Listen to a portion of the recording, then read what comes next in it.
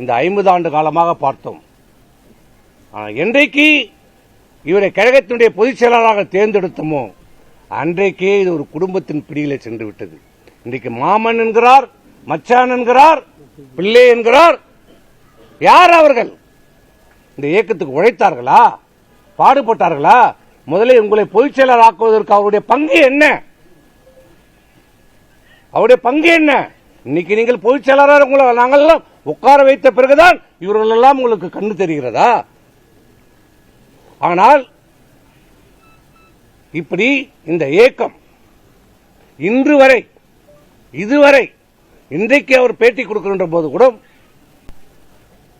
47 தொகுதியிலே நாம் வெற்றி பெற்றிருக்கிறோம். இதுவே மிகப்பெரிய வெற்றி என்று சொல்கிறார் என்றால் தமிழகத்துடைய மக்களும் அனைத்து இந்திய அண்ணா திராவிட முன்னேற்ற தொண்டர்களும் புரிந்து கொள்ள வேண்டும்.